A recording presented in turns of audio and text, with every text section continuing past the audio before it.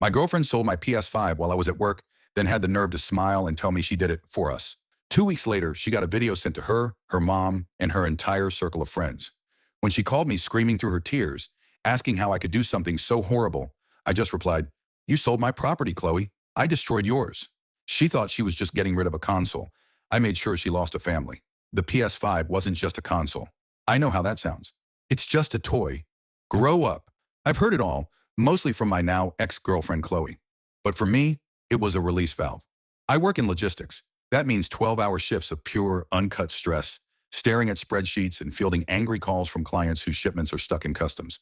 By the time I get home, my brain is a scrambled mess of tracking numbers and tariff codes. That console was my escape. It was the 45 minutes of Elden Ring that let me feel competent again. It was the Friday night Call of Duty sessions with my buddies from college, the only real social life I had time for. It was my cathedral, my bar, and my therapist, all packed into one sleek, white box under my TV. It was the only part of my life that was truly 100% mine. Chloe never understood that. To her, it was a rival, a black hole for my attention. We'd been living together for about a year, and the first few months were great. But then the little comments started. "You're on that thing again?" she'd ask, her voice laced with a sickly, sweet disappointment as she walked into the living room. I was hoping we could watch a movie. It didn't matter that I'd just spent 9 hours with her, that we'd had dinner together, that I was just trying to unwind for an hour before bed.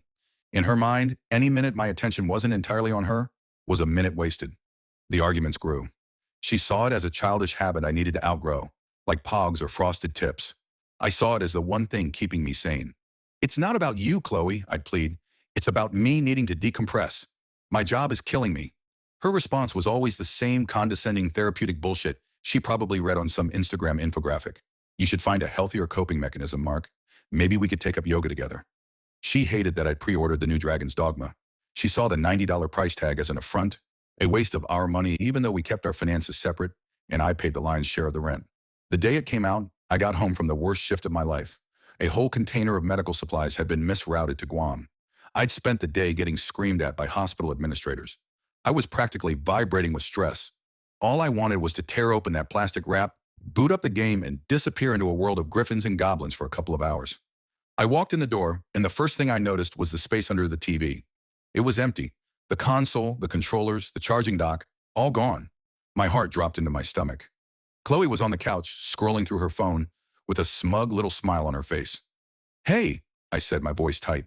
"Where's the PlayStation?" She looked up, her expression one of faux innocence. "Oh, that? I sold it." I just stared at her, waiting for the punchline. There wasn't one. "You what?" "I sold it," she repeated, a little more forcefully this time, as if she were the reasonable one. "I put it on Facebook Marketplace this morning. Some guy came and picked it up an hour ago. I got $400 for it. We can use it to go on a nice weekend trip. See? A real experience." The ringing in my ears was so loud I could barely hear her. "You sold my PlayStation? Without asking me? Mark, be reasonable," she said, her voice taking on that infuriatingly calm, patronizing tone. "You were obsessed. It was unhealthy. I did it for us. So we can reconnect, be more present with each other. Your addiction was ruining our relationship." Addiction. She used that word. She had diagnosed me, passed judgment, and executed the sentence, all while I was at work, earning the money that paid for the roof over her head. She hadn't just sold an object. She had unilaterally decided that my happiness was invalid, that my way of coping with the world was wrong, and that she had the right to amputate it from my life. She had taken my property, my sanctuary, and my one source of peace, and converted it into $400 in a self-satisfied smirk. I didn't yell. I didn't scream. I just turned around, walked into the bedroom, and closed the door. I could hear her sigh dramatically in the living room, probably annoyed that I wasn't grateful for her benevolent tyranny. She thought this was an argument we'd have, and then I'd get over it. She had no idea what she had just started. She hadn't just ended our relationship. She had declared war.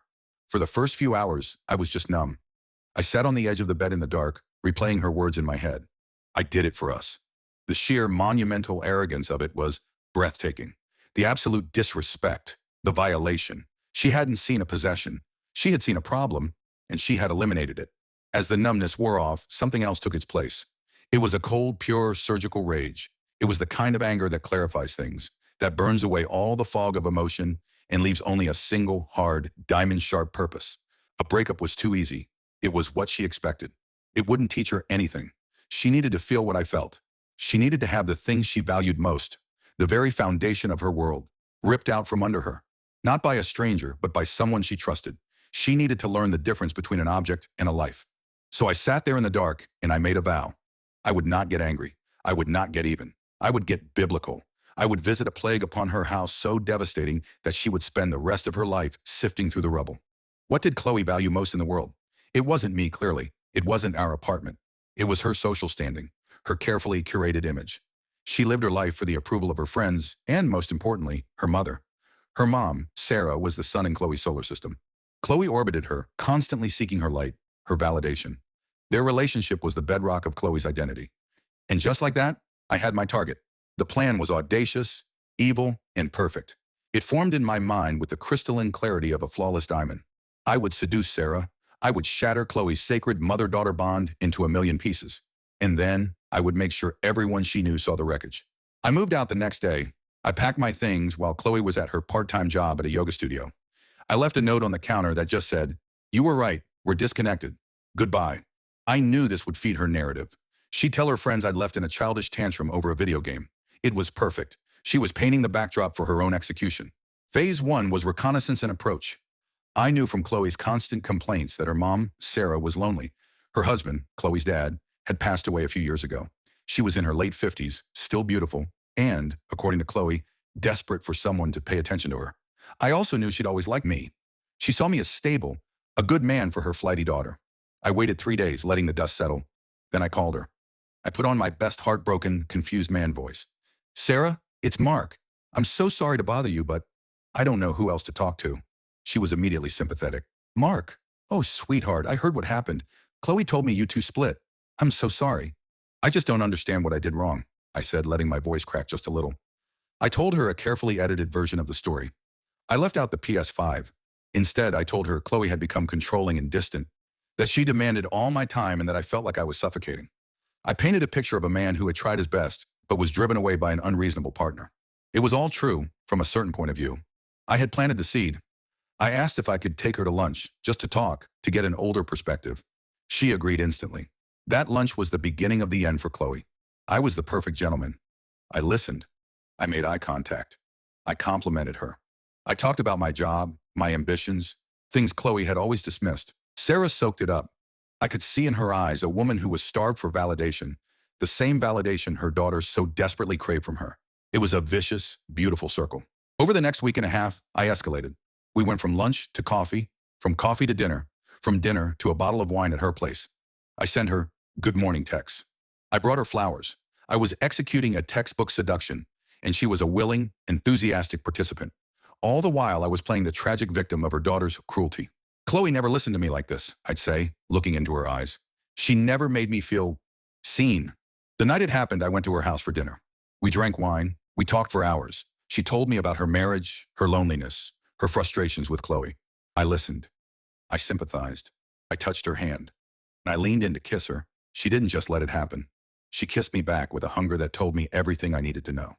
We went to her bedroom. Before things went too far, I excused myself to use the bathroom. I took out my phone. I propped it up on the dresser, hidden behind a stack of books, the camera lens peeking through a gap. I hit record. I returned to the bedroom. The video I captured was undeniable. It wasn't just the act itself. It was the intimacy, the kissing, the soft words, the way she looked at me. It was everything Chloe thought was sacred and exclusively hers, being freely given to me. After, as we lay in the dark, I angled the phone slightly and got a perfect shot of us together, her head on my chest, a blissful, contented smile on her face. That was the kill shot. The next morning, I left before she woke up. I went back to my new empty apartment and reviewed the footage. It was perfect. Devastating. Nuclear. Phase 3. The reveal. I spent an hour on Chloe's Instagram, gathering the names of her inner circle. The bridesmaids, the brunch crew, the girls' trip gang, 10 names in total. I created a new Instagram account. Then I uploaded the crown jewel of my revenge, a 30-second, tastefully edited video. It started with me and Sarah kissing, cut to us laughing in bed, and ended with that final, damning shot of her asleep in my arms. I added all 10 of her friends to a new group chat. I added Chloe, and then I added Sarah. I posted the video to the group. "Chloe, since you felt you had the right to sell my most valuable possession, I thought it was only fair that I destroy yours. Enjoy." Then I sent it. My phone started exploding almost instantly, a torrent of notifications, confusion at first, then shock, then disgust. Then the messages from Chloe started. A string of frantic, incoherent questions. Then the phone calls. I ignored them all. I just sat back and pictured the shockwaves spreading through her life, leveling everything she held dear. I imagined the phone call between her and her mother. The accusations, the tears, the sickening final sound of a family breaking apart forever. She sent one final text message that night. It was long and rambling, full of rage and pain and utter, soul-crushing despair. It ended with a single question. Why, Mark? Why would you do this? I waited an hour. Then I replied, you sold my ps5 to teach me a lesson about what's real. A mother's love for her daughter is real. A daughter's trust in her mother is real. A woman's reputation among her friends is real. I just wanted to make sure you finally had a real-world problem to worry about. We're even now. I blocked her number. I blocked Sarah's. I blocked all her friends. I deleted the video and the Instagram account. The evidence was out there, living on their phones. A permanent digital ghost that would haunt their family forever. It's been a month now. I bought a new ps5. I even bought the new Dragon's Dogma. Sometimes I turn it on. I sit on the character creation screen, staring at the endless options, the potential for a new adventure. But I can never bring myself to press start. The victory is hollow. I won. I inflicted a wound so deep and so personal that she will never ever recover from it. I took her world, just as she took mine. But destroying someone else's life doesn't magically fix your own. I sit here in my quiet apartment, in the blue light of the TV screen, surrounded by the silence of what I've done. I have my escape back. But now, I realize I have nothing left to escape from. Was this revenge justified, or did he go too far? Let me know the most extreme revenge you've ever heard of in the comments below. And don't forget to like and subscribe for more stories. Thanks for watching. If you got this far, leave a comment, like if you liked it, and follow for more.